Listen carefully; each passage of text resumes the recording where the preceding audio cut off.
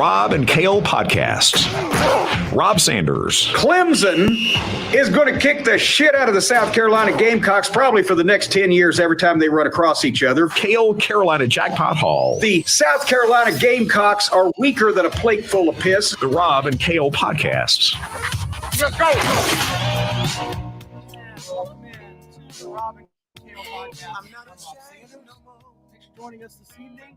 My podcast partner is in the upstate. He is, of course, the best Gamecock YouTuber on the planet. He is Mr. Carolina Jackpot, Kale Hall. Kale, what's up, buddy? Not much. Usually on Rob's end, we're having audio difficulties. On my end, this evening, I'm having some video difficulties. Hopefully, I can get through this thing.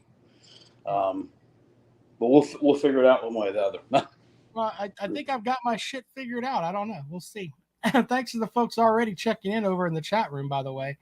We appreciate all of you guys over there. Roll Tide, Son of Tucson, Eric Wallace, who is an actual Mizzou fan. That's kind of interesting. Papa B, Brock Lee, Alex Stewart, all you guys over there. Appreciate all of you checking in with the show. All right, so we got a lot to get into this evening, Carolina Jackpot. We're going to talk about an article I sent you with the there's a lot of hope in the SEC East this fall, but there's only so many wins that are there. You know what I'm saying? So we're going to talk about what SEC East team we think may have some false hopes.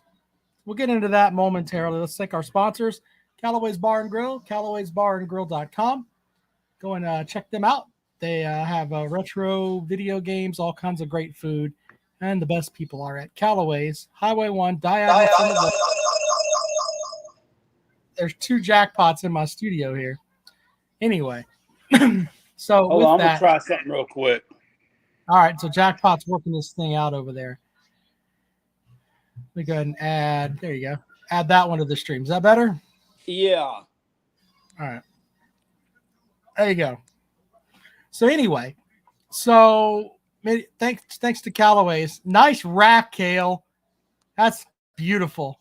You might as well show us some man titties. Let's see them, brother. Well, I mean, I figured you all would like that. So damn right.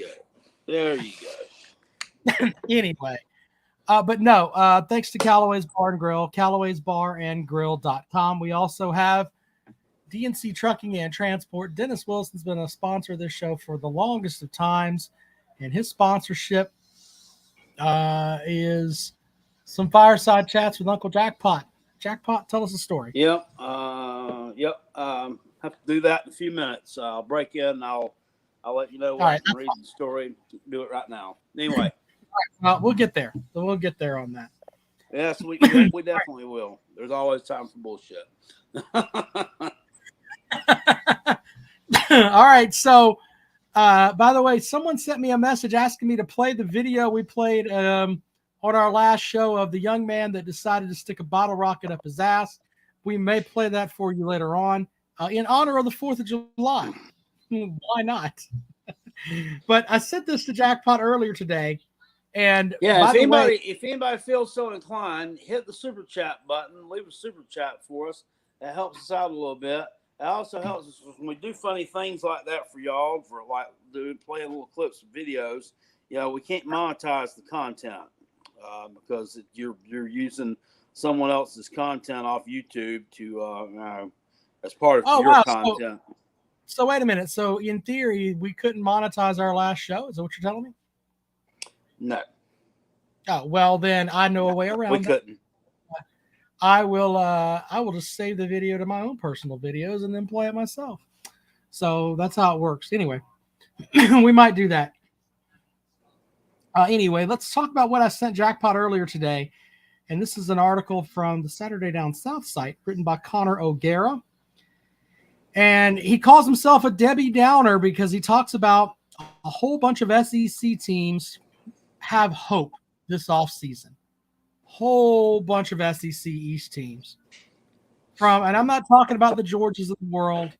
I'm talking about the South Carolinas, the Mizzous, the Tennessees, pretty much everybody but Vanderbilt has this whole concept of, hey, we did really well last season on certain things, and we should expect them to improve it this year. And I can tell you how the fan base generally feels about that. The over-under for South Carolina is at 6.5 wins. When that, most Gamecock fans are like, fuck, we're going to win at least 7 games. That's some bullshit. I think there's a lot of hope there, Jackpot, but he breaks it down. I thought we'd go over some of this. One of the percentage of returning production is one of the big stats here. And as far as the SEC East teams, in returning production, Mizzou is at the top at number 9 in the country. Then it slants downhill from there all the way to South Carolina at 102 and Florida at 107. Your thoughts on that, Jackpot? Does returning production really have a lot to do with it? Yes and no. No, in that the players you've added from the transfer portal are not going to appear there. So, South Carolina added a tight end from the portal. So that's not there. Also, I mean, it would have been nice to have picked up a running back from the transfer portal as well, but they weren't able to do that. So, I don't. Let me ask you this. Hard to fathom that when none of your running game. There's 0 running game returning outside of Juju McDowell that played last year. So I guess that's. Are we talking all offensive production here, or what? It's the stat he gives is just returning production overall. But look, there's another end of it too, where if so-called units sucked, like let's say your wide receivers suck, they finish in the bottom third of the conference overall, and you lose them, it's obviously you may end up being higher ranked later on because you got brand new guys. And a perfect example of this, and I'm using South Carolina as an example, nobody knew who Juice Wells was last year before the season started. We knew he was a transfer in, but we had no clue how good he was going to be. You get a couple of guys that can do what Wells did last season, and you can really turn around an offensive unit, or even on the defensive side of the ball. You get a couple of guys that can come in. I use Jasper Brinkley as an example, a transfer in from a junior college that came in and was probably one of the better linebackers that I've ever seen at South Carolina. You get somebody like that, you can turn your set around. I understand using the returning production, but I don't think it's an end-all be-all stat. Yeah. Elijah Allen says the South Carolina addressed their need at running back at all. Well, we have a returning running back in Juju McDowell, okay, that played last year. He's not the damn biggest in the world. He's not the best in the world. He can do some things when he gets out in space. We've taken to Kerryon Joyner, who's played quarterback, who's played wide receiver, who's been with the program for 5 years. He's playing running back. Good, hard-nosed runner, great athlete. We'll see what he can do. We've got Mario Anderson Jr., a guy who led Division II Newberry College led Division II in rushing at Newberry College. I don't know if he led the Division II in rushing. I know that he was a Division II All-American there, over 1,500 yards 2 seasons in a row. He's part of the team now. Whether or not he can adjust to the SEC, whether he's got SEC speed, whether he's got SEC toughness, whether he's got SEC work ethic, I don't know that yet. Okay, I don't know. We tried to get what's his dick? Logan Diggs out of the transfer portal. He went to LSU. We tried to get this Demi Sumakatra Bamayangangai from NC State. He decided to go to Kentucky. He already had a goddamn running back. So I don't know. We can't just go to somebody else's team and take their fucking running back. So, I mean, I don't know if we've addressed our need or not. I'm sure Shane Beamer and crew are doing absolutely nothing about it, though. I mean, I don't know. I honestly don't think Elijah was trolling. I think he was asking a genuine question. And, I think that's on the minds of a lot of Gamecock fans. Is that an area where, hey, that it looks like there may be some holes, but I think that the start of the season, and we've talked about this before, if you're a Gamecock fan, something you should be angry about. What gets me aggravated about, agitated about it, is that everybody asks the question. Nobody has the answer to it. And I can't understand why in the fuck they couldn't get a damn running back out of the fucking transfer portal. I'm telling you, the problem is the damn running back cut. It's got to be. I mean, Rob, it has to be. It has to be the running back coach.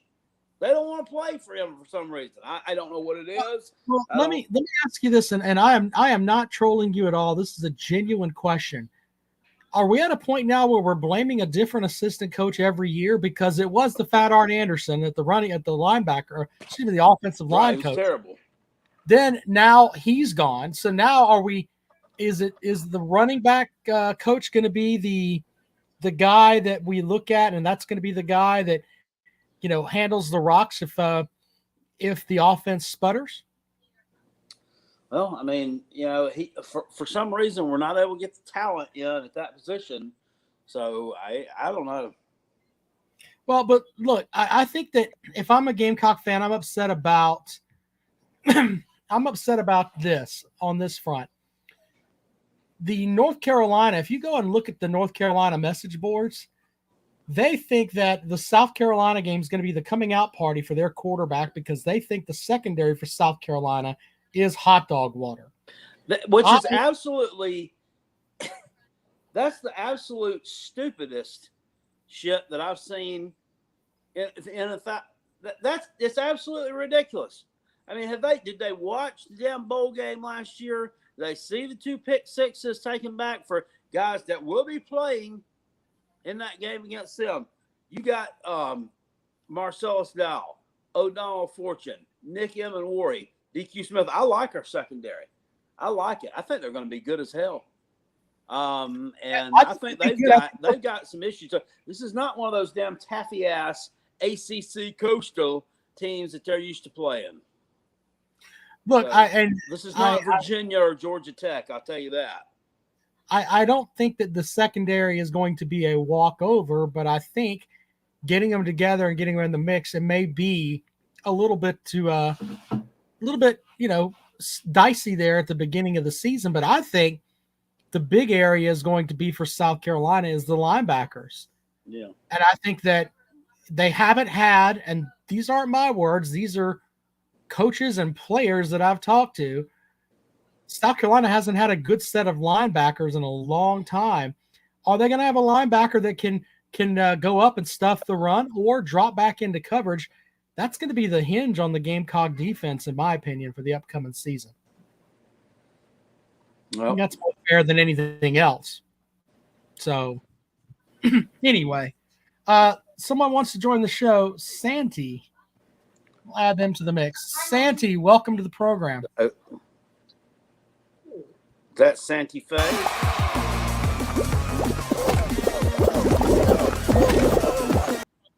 I'm just going to remove that. This is some idiot playing a video game. I don't even know what that is. What was that? I mean, join the game. If you want to join the show, there you go.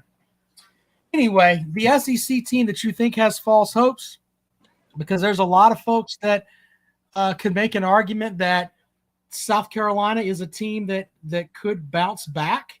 And what I mean by bounce back is bounce back from their projected wins.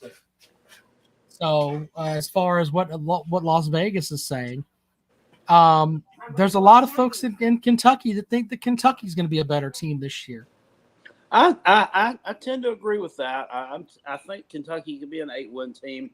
I've looked at their schedule, and with what they've got coming back, with the new old offensive coordinator coming back, they kind of got a patchwork offensive line. It's kind of put together by some transfer portal players and that. But if they can gel, I think that Mark Stoops could be looking at 8 wins or so in Lexington. Went out on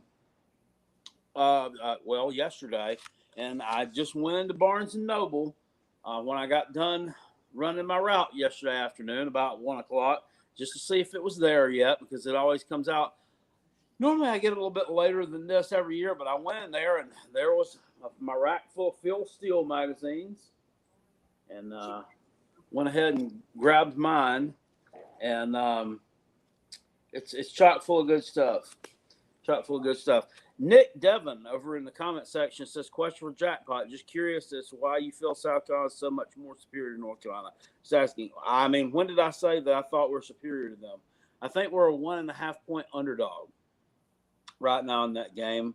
And based off their returning production, I can see why. But that's not going to happen. South Carolina's going to win that game. South Carolina's just a football, it all has to go with competition, toughness, and it's just I don't know if that some of these ACC teams, and no offense to Rob, I mean they're and the Taters, some of them are just soft. NC State or UNC plays soft competition. South Carolina does not. That's going to be the difference. Vol Zerker joins the program. What's up, bud? Hey, what's up, guys? Love the show. Thank you. Hey, I got a question for both of you guys. I guess I'll start with Carolina, Jackpot. Obviously, I'm a Vol fan. Just out of curiosity, with us moving forward to a potential 9-game SEC team play, it's looking like the Vols and the Gamecocks aren't going to play. And that's kind of disappointing to me, man, because I feel like it's been a close game and it's went every other way since we've been playing for like the early 20 teens. Yep. Well, this coming up season schedule is just 1 year. That's just a 1-year schedule. They're going to come up with something more permanent, I think, sometime within the next framework of I don't know, the next 6-8 months, something that they're going to come up with more permanent. And I think that the SEC offices and people that make decisions and that type of stuff, I think they know that. So I think the Gamecocks and the Vols will probably be on the schedule. If not in a rotation of like a permanent 3 opponents. Well, I mean they'll be meeting every other year at least. So I don't know. It is. I kind of hate to see that one potentially not played every year, because I feel like it is a good rivalry as well. I mean, I agree with you. Awesome. And Rob, I'm guessing, man, my question for you is are you 100% behind Cade Klubnik? And like, do you think going forward he's the answer for Clemson? No. And the reason why is because he is too antsy in the pocket. He hasn't proven that, hey, he could be a guy that can step back and I hate to use this term, but be the Stetson Bennett, manage the game. He wants to try to roam out the pocket and roll generally to his right and throw across his body. And does he have the physical capabilities and the talent? Yeah. We've seen him throw the ball and do stuff like that, but the mental portion of the game, I don't completely know if he's there yet. Now, I do have faith in the Clemson coaching staff, but they're going to have to coach him up and tell him, look, just because you get rushed on the left side doesn't mean that you have to run out and try to throw the ball across your body and make huge plays. But you could do that in high school because you were bigger than everybody else, but you can't do that here now. So as far as that goes, I mean, I think that he's the best quarterback that Clemson has right now. But as far as thinking that he's going to be the greatest thing ever, I'm not sure I'm buying that yet, because there are a lot of folks that are thinking, they have this concept of, hey, if he would have started the South Carolina game, Clemson would have won. I don't know if I'm buying that or not. And a lot of Clemson fans get pissed when I say that. Uiagalelei, his head wasn't there, but in the end, Clemson should have lost that game by probably more than what they did, if you really go back and look at it. So, especially on the special teams side of the game, Clemson got dog walked. I mean, like literally, the special teams coordinator for Clemson should have been fired after the game. You got completely out-coached and kicked in the face over and over and over again. And at least, in my opinion, 17 points were given up just on special teams.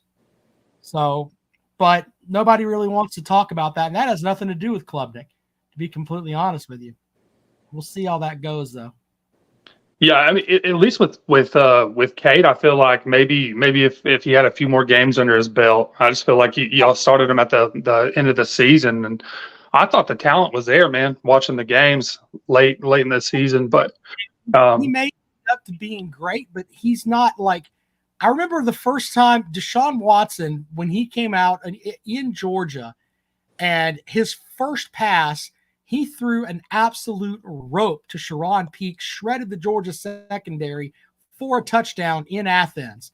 Now, he looked like he was about 4 gallons of milk short of being able to play as far as his weight level for college football, but you knew the kid had talent, and you knew that he had a set of balls to go in there and do that. I don't know if Klubnik has that yet. Really don't. All right, well, that's all I have for y'all. Thanks, guys. Thank you. All right, well, there you go, man. Thanks to Vol Zerker joining the program. If you want to join the program, feel free. There's the our power is flickering on and off here at the house. We're having some kind of storm out there right now, and is it storming over there, Jackpot? Oh yeah, and our co-host, my co-host here, he is huddled up beside me on the couch, shaking like a leaf. He is really, really scared. He is a scared little boy. Well, I'm sorry. Yeah, golly. So, anyway, let's. Eric wants to join the program. We'll add him to the show here. Eric, what's up, buddy? How are you? Hey, how y'all doing tonight? Doing good. Hope you are. Yeah, doing good.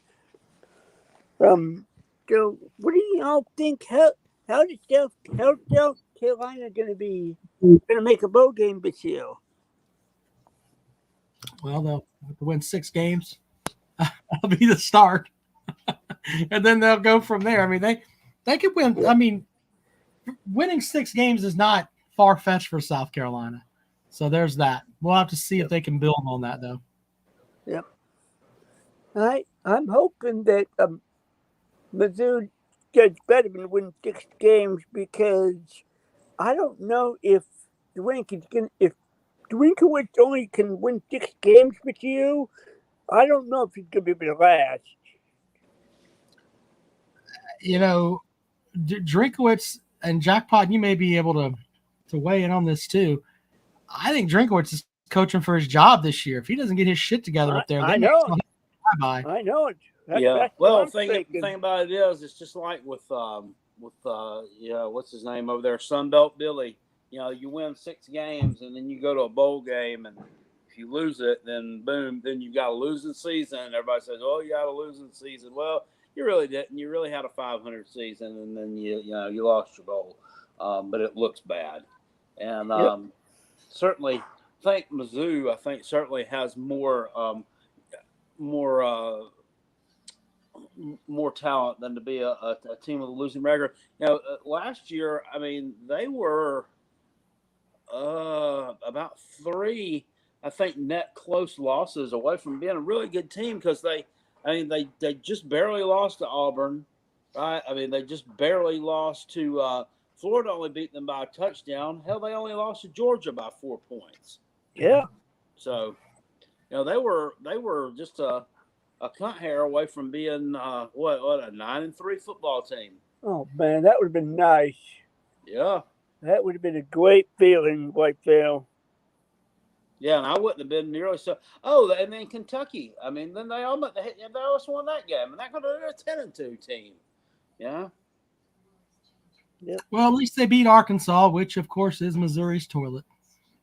Yeah. I mean, one track game went final. Everybody, I was at a gathering with a whole bunch of Mizzou people out here. Everybody was losing their minds because we all knew how important that game was.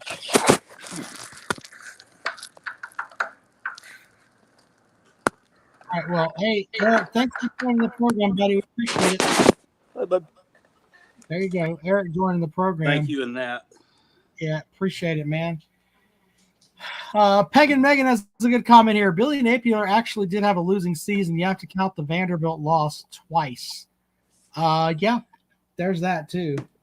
You know, it's interesting when you think about that because, I mean, that was just a horrible loss there for Florida. And if you look at Florida's level of talent that they've brought in, as far as just the numbers and the recruiting classes and everything else, you know, they should have been better than they were last year. They really should have. One has to remind Peg and Megan though, you know, they can't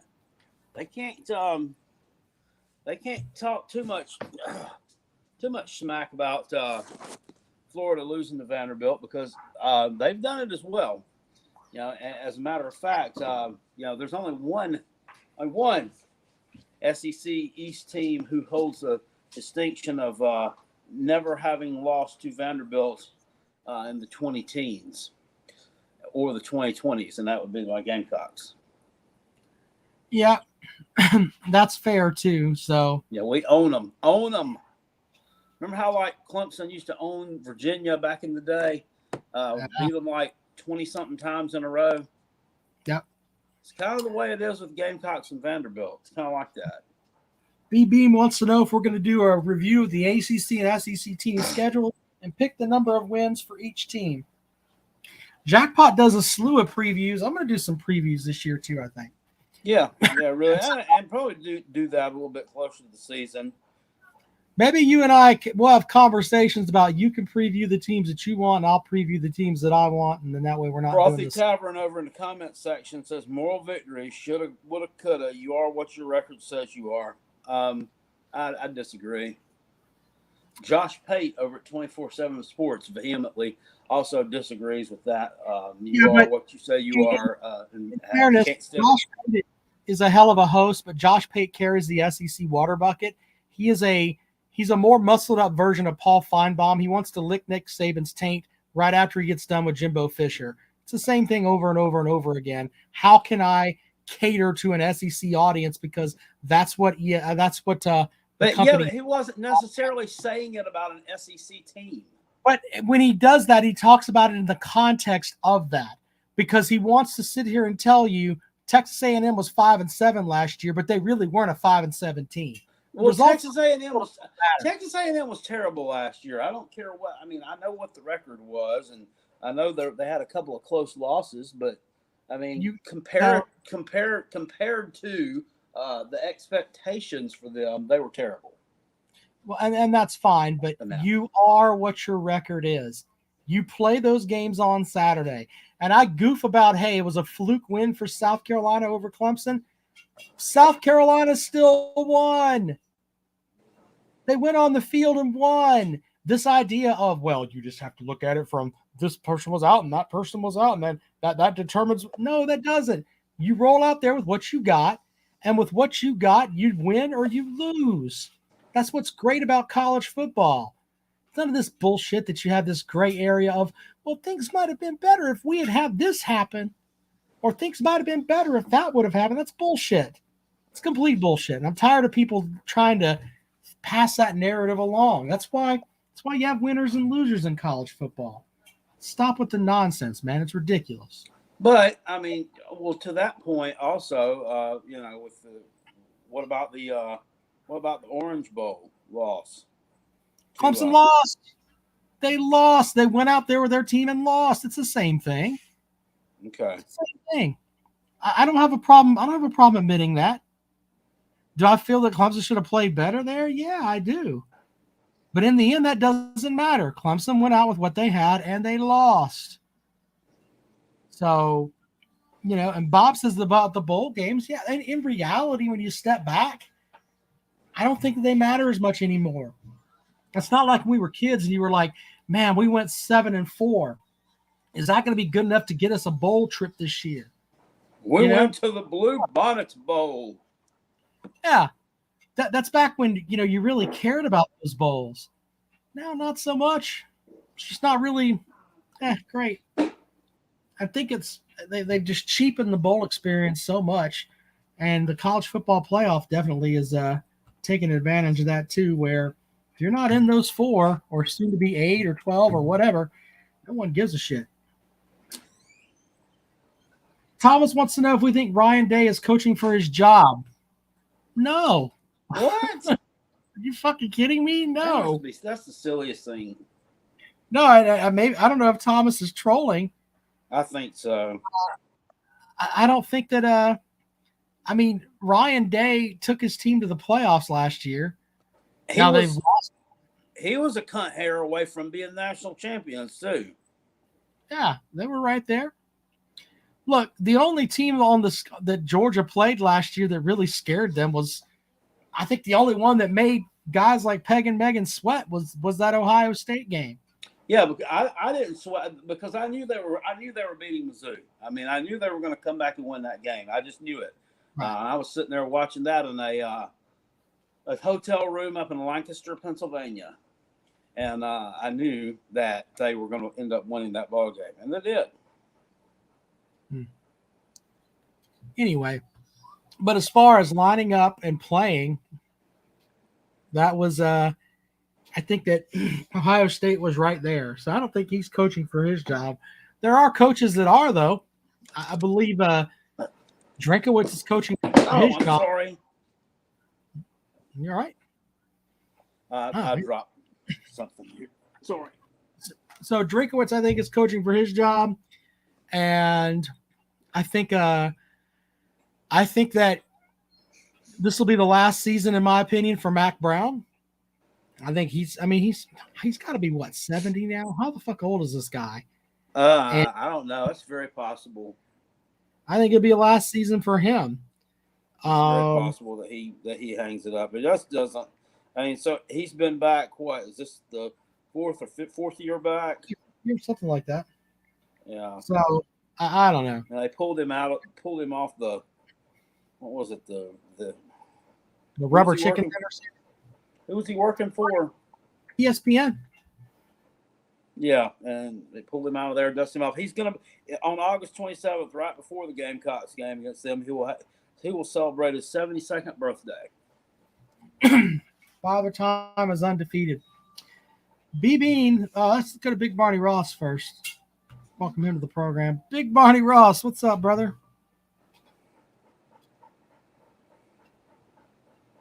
Big Barney Ross, what you got? Big Barney Ross may be having some weather up his way. Yeah. The Bluegrass State may be rallying behind some weather there for Big Barney Ross. You're welcome to join the program any time there, Big Barney Ross. Anyway, we'll read B Bean's comment. Who has a better season, Jackpot? Would that be of this list of teams? Florida, Auburn, Mississippi State, or Arkansas? I'm going to go with Auburn. Who has a better season? Florida, Auburn, Mississippi State, or Arkansas? Yep, according to B Bean. Arkansas. Okay. You're behind old Sam Pittman there. Yeah. Then he asked about who has a better season: Louisville, Syracuse, Boston College, Georgia Tech, UVA, or Virginia Tech. Good God, you want to throw another one in there? Louisville. Well, Boston College is overrated. Big Barney Ross normally tells us that. Always. So, I'm gonna go with Tired of them Louisville. always flexing their muscles that they don't have. Yeah, did they? Damn it. All right, so there you go. Harry Lex has had lightning for about an hour now. Power and interwebs going in and out. Yeah, it's kind of messing around a little bit. Richard Neal says Nick Saban is the same age as Mac Brown. Yeah, but I think Mac Brown, I think he's just at the end. It's just my opinion. So as far as SEC coaches on the hot seat, I think that Drinkwitz is right there. And Jimbo Fisher too. If he doesn't get his shit together, he may be shown the door. He may just, decide to leave. Sunbelt Billy's on the hot seat too. You believe that? If they go, they've had one losing season in a row, two losing seasons in a row, and one of those wasn't even his fault. One of them wasn't even him. That was Dan Mullen. If he has one this year, I think he's definitely on the hot seat. That they're not very patient there. I mean, you can just tell their track record of hiring coaches, firing coaches. I mean, they're doing what Tennessee was doing back in the 2010s. So you really think that he's on the hot seat right now? If he has a losing season this year, he is on the hot seat. And I wouldn't put it past him if it were a bad enough losing season. I wouldn't put it past him to pull the trigger and fire him after the season. I certainly wouldn't. So when I look at Mac Brown, by the way, in his time at North Carolina and the second stint here, he's gone 7-6, 8-4, 6-7, and 9-5. So Right. they average what, 15, 21, 30. They average about 7 wins a season. And so I mean, in reality, when you step back and look at it, I mean, he's Joe Average in his second stint at North Carolina there. Yeah, but you got to look at. I mean, you also got to look at what he was left with. I mean, that last team that Larry Fedora had out there, they were absolute trash. They were like 2-9 or 2-10, something like that in 2018. Really bad. Yeah. Roll Tide says he thinks that Freeze will do well at Auburn. We shall see. All right, let's head back out and welcome in another guest here. Welcome to the program. Hello. I think this is where you talk, sir. It's Big Barney Ross who's having some issues, so we'll have to. You got to figure that out, Big Barney Ross. I don't know what the problem is there, brother, but wiggle your wire, whatever it is you got to do. B Bean says Napier's buyout. UF would owe him $31.9 million if they dismissed him. You know what? I'm in the camp of I don't think these people give a shit. They don't care about the buyout. And then that's a huge buyout either way you look at it. So I mean, what difference would it make if you fired him after 2023? I mean, there really wouldn't be saving that much. Not in the context of when you're talking that much money. Well, you also have to come to the perspective of if you fire him, how are you going to convince the next guy to come in to be like, hey, we're going to give you some time or whatever? That's automatically looking like you better bring your ass in here. You may be able to go 8-4 your first year, but after that, we're expecting you to be competing with the Jordans of the world. And if you're not, you're going to be shown the damn door. And that's a hell of a any coach who would potentially come there would have to look at that and say, oh, it's a good program, it's a good situation. I can win there. I'm not going to need, 2 or 3 years to get it together. All right, Harry Legg, welcome to the program. How y'all are tonight? Doing good. Hope you are. Yeah, now the storm's got the hell out of here. I can't. It got the hell out of there and it arrived here. It's been popping, that's for sure. We were having a fireworks display like it should be Tuesday tonight before all this started. And everybody say, look, I mean, it's been 3 trees. Yeah, 3 in my yard got hit. So I mean, it's been a little bit intense here tonight. But anyway, on to some CFB talk here. As far as Sunbelt Billy goes, best of luck, son. Because if you can't get that winning record this year, you ain't next year. Not without a quarterback. Yeah, especially if Rob and them take the kid they got committed right now. That So seems they're currently, and I'm not exaggerating, they're either the 4th or 5th best team in the state right now. Oh, I don't question that at all right now. And only airheaded Florida fans will come at you with anything other than that. They're the 4th or 5th best team in their own state. They can fight with Central Florida and lose the fight afterwards. They can't win the game or the fight. So Well, they're not really not worth a shit anymore. They really aren't. Who was that? South Florida. They should have lost to. They just pissed it away at the end. Yeah. I was watching that, and but I still won money on it, so I was happy. They're just not very good. You can, I mean, you can go down the list here. You under my feet with that. FSU, Miami, Central Florida. We could go with South Florida. They're just not very good. Really aren't.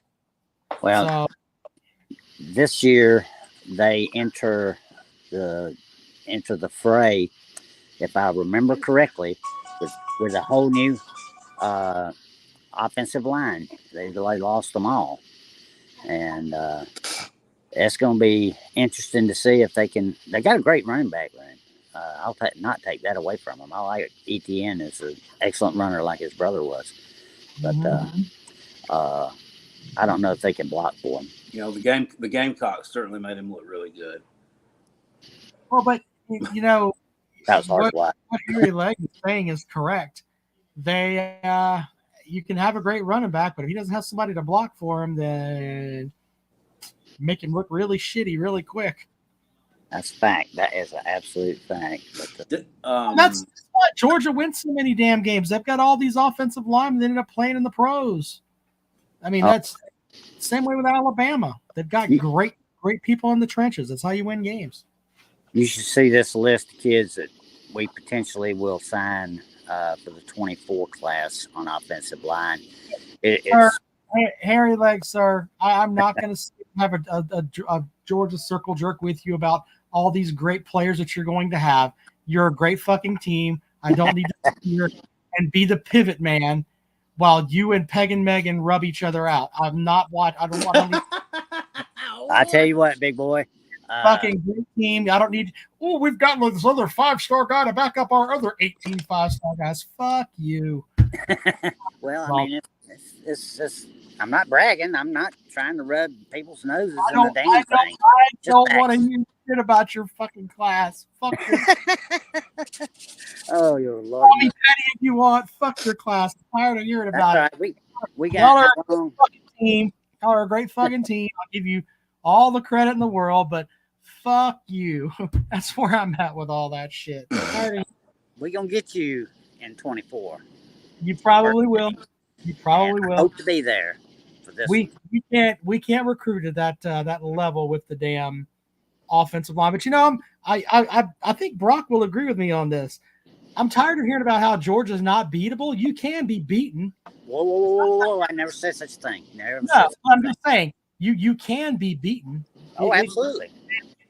So Damn, Ohio State had their foot on our throat and they let us up. I mean, Georgia came out flat as a doornail, and I don't know why, but we did not play well. And I don't know what, somebody flipped a switch there at the end of the third quarter or something, but good Lord, then we started playing ball, and that was it. So, all right, Harry Legg, I appreciate you calling, man. Thanks for joining the program. be good. Thank you. Clemson Imperials over in the comment section says, Jackpot, your NC State video was hilarious. And if anybody hasn't watched that, you should go back to the last video I did yesterday afternoon / evening and watch that. It was kind of off the cuff, but I kind of let them have it a little bit. Big Barney Ross, let's try again, brother. God damn it, Big Barney Ross. The third time's usually the charm on things, right? What the hell? Big Barney Ross must be broadcasting from his damn deer stand or some shit. I don't know what's going on there.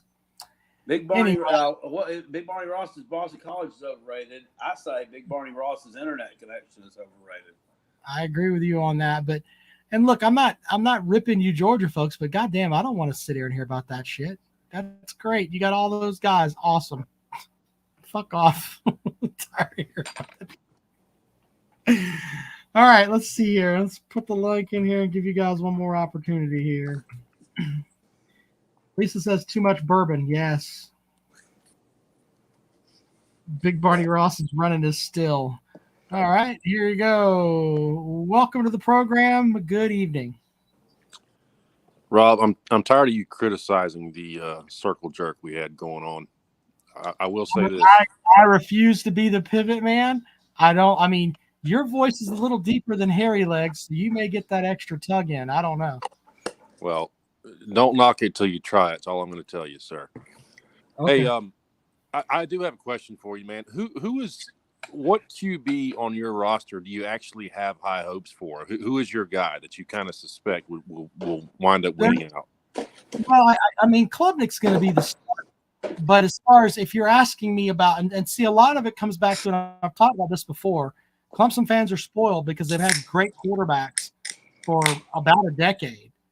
And I think Klubnik trying to fill those shoes, I don't know if he's going to be that, because I don't get that feeling from him like I got with these other guys, where this guy's going to come in and just throw darts.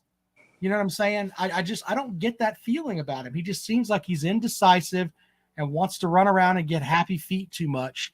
And I don't have that great, overwhelming, warm feeling about him that I had about with the other quarterbacks that Clemson has had. So, yeah.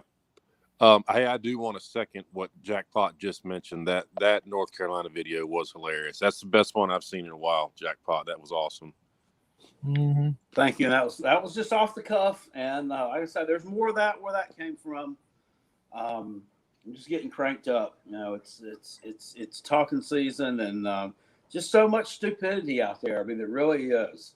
I mean, this guy comes on Twitter and says, we're focused on here at NC State. We're focused on putting guys in the league. Really? Really? Give me a break. Yeah. Give me a break. I know. Harry Leg touched a nerve with you there, Rob. But I do want to, if you'll look, Florida's getting a lot of publicity for this supposedly great recruiting class. Right. Go look at their line of scrimmage commits. Yeah, it's not very good. It's garbage, and they already have garbage there. They're not recruiting, especially the interior on both sides of the ball. They can't get those guys, and that's why there's some scuttlebutt right now about DJ Lagway possibly flipping to Clemson. I think he's looking at the lack of recruiting on the line of scrimmage. The guy doesn't want to get murdered. Lord, I mean, he's going to flip from one dump to the other. Does Florida still have that 500-pound defensive lineman? Or is he? Did he eat his way off the team? I think he's off the team. I'm not certain about that, but he to be so large, he didn't have the impact you think he would have there. Obviously, guys, I don't know if you've come across the channel A Peek.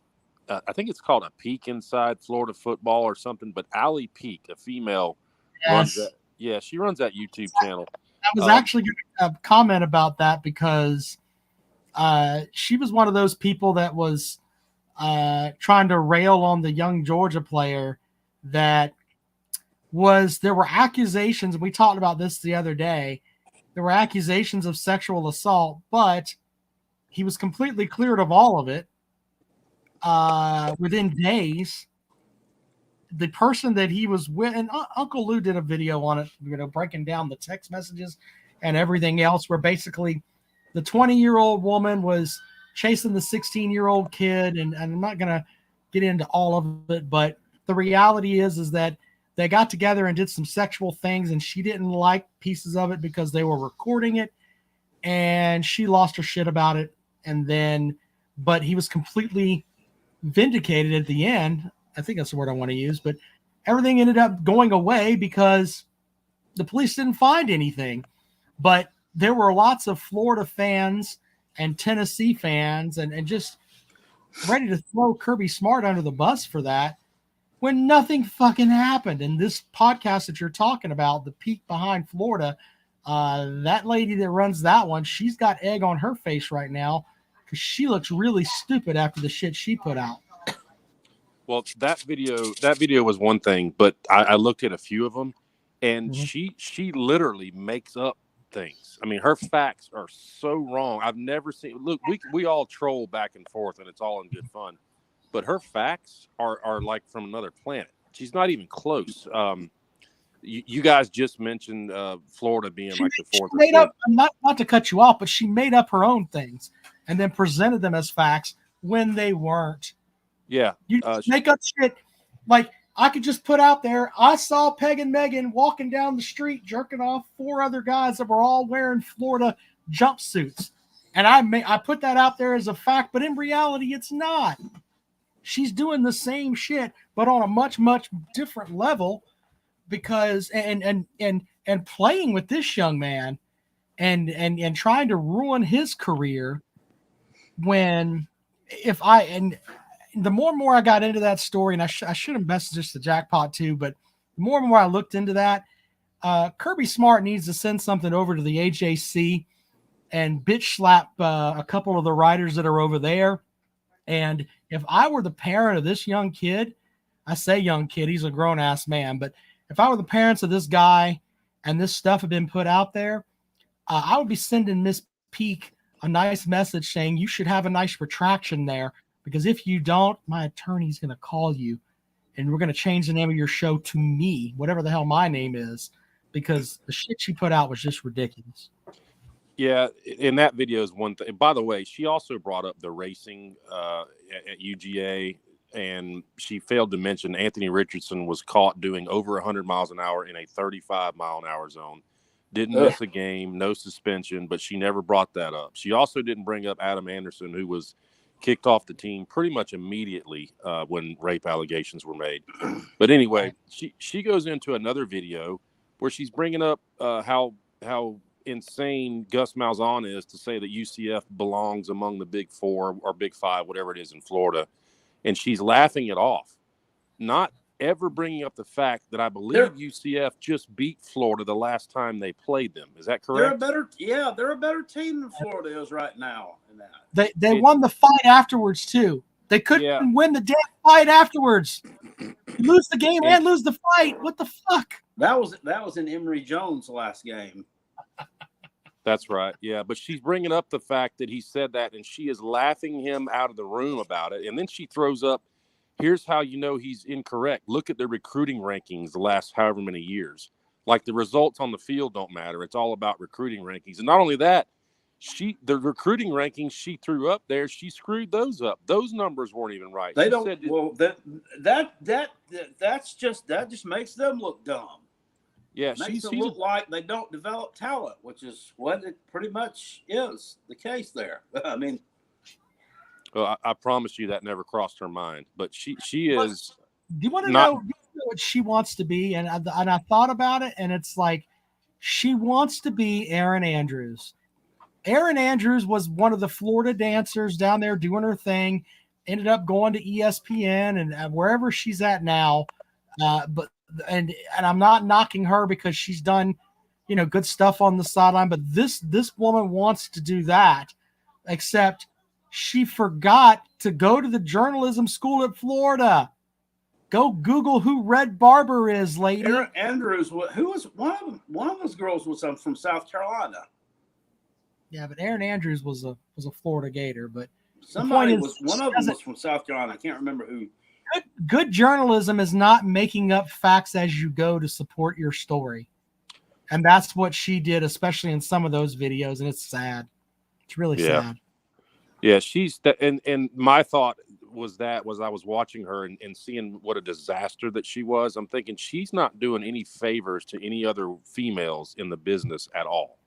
She's really kind of putting forward that stereotype out there because she doesn't have a clue what she's talking about. She really doesn't. Well, she leans on and I watched a couple of them. She leans on, well, my husband was with the program. That's great. Awesome. Well, whatever it is that, but in the end, does that give you any more validity than, someone who actually goes to practice and does what they're supposed to do and follows the team and has actual sources that are on the team now? I don't give a shit what your husband did when Tim Tebow was there. No one gives a shit. Ridiculous. Well, guys, that's all I got. It was poor young girl reporters like the one back in 1982 that took the tongue lashing on the sideline that we watched that time, Rob, from Paul Bear Bryant, who were pioneers and paved the way for other females in journalism and college football. And then for these folks to get on here and spew out that kind of garbage, that's just shitting on her name. Exactly. Peg and Megan, thanks for joining the program, sir. 43-18, Rob. Have a great day. Anyway, yeah, jackpot. That's I wanted to kind of get into that a little bit, but it's frustrating because when you deal with actual facts, like we actually got to see the text messages and everything else, and give credit to Uncle Luke because he broke it down in a video that he had earlier this week where people were hanging this kid out to dry when in all actuality, according to the police, this woman's a fucking creep. With some of the stuff that she was What's she doing messing with a 16-year-old anyway? That's just disgusting. Well, and that's something else too. I mean, if you're 20 and you go and mess, what doesn't matter. Nothing up that. It don't matter if he's swinging. Okay. Well, and I don't. She's not. There were no charges, so that she didn't have any charges pressed against him is basically what it boils down to. But what a mess that turned out to be. So there's that. Final call. If you want to get in on the program. Lisa says, why wasn't she arrested? I don't know. Hi, Daddy. How many? All right, there you go. There's the link if you want to join us here. You're always welcome to. Jackpot, do you have big plans for the 4th? Not that I'm aware of. I mean, I'll be working part of the day. The Tennessee fans, they're all beating their chests right now. They were able to land the 4-star wide receiver out of Aiken, South Kakalaki, Braylon Staley. Don't know if he's any kin to Deuce Staley or not. And they're giving the Gamecock fans a hard time about it. We put a receiver out there. There's another one you couldn't keep home. Well, when I looked at his list there of teams that he had chosen, so I thought I saw Alabama, I saw UNC, I saw Clemson. I didn't even see the Gamecocks there.